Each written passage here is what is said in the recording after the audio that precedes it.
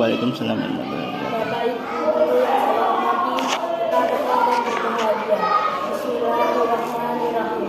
Puji syukur kehadiran Allah Subhanahu wa Ta'ala. Semoga kita selalu dalam lindungan Allah Subhanahu wa Ta'ala. Amin. Pada kesempatan ini saya akan menyampaikan pidato tentang penggunaan bahasa Indonesia sebagai identitas dan jati diri bangsa. Hadirin yang saya hormati, apa jadinya jika kita tidak mempunyai bahasa untuk saling berkomunikasi? Tentunya kita patut bersyukur memiliki bahasa berkomunikasi, yakni bahasa Indonesia, yang lahir dari dua kesadaran akan pentingnya persatuan. Bahasa mempunyai kedudukan yang sangat penting dalam kehidupan kita. Sudah menggunakan bahasa sebagai alat komunikasi sejak berabad-abad silam. Bahasa lahir kebersamaan dengan terbentuknya masyarakat atau bangsa. Oleh karena itu, bahasa sangat terkait dengan budaya dan sosial ekonomi suatu masyarakat penggunaannya. Tidak heran jika suatu daerah memiliki bahasa yang berbeda padahal untuk maksud yang sama.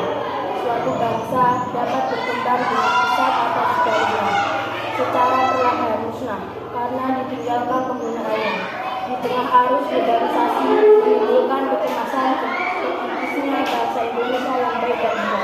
Kecenderungan masyarakat ataupun para pelajar menggunakan bahasa Inggris sebagai bahasa asing dalam percakapan sehari-hari makin tinggi. Yang lebih parah, makin berkembangnya bahasa slang atau bahasa gaul yang mencampur-adukan bahasa daerah, bahasa Indonesia dan bahasa Inggris.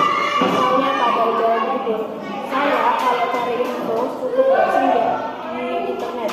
Dalam konteks percakapan sama teman mungkin bisa diterima, tetapi jika bahasa tersebut terbawa dalam konteks seni, inilah yang berbahaya. Dalam konteks tertentu menguasai bahasa yang memang diperlukan. Akan tetapi kebanggaan berbahasa Inggris atau bahasa asing baiknya jangan sampai melukis terhadap bahasa Indonesia dan bahasa daerah. Pepatah mengatakan bahwa bahasa menunjukkan bangsa. Jati diri kita sebagai bagian dari suku-suku Nusantara dan sebagai bangsa yang berdiri terdiri dari bahasanya. Selain itu, penggunaan bahasa pun menunjukkan bahwa pikir kita semakin baik kita bertutur, semakin tertata pola-pola pikir kita. Namun sebaliknya, jika ujian bahasa kita kacau, hal itu mengindikasikan kacau pola pikirannya.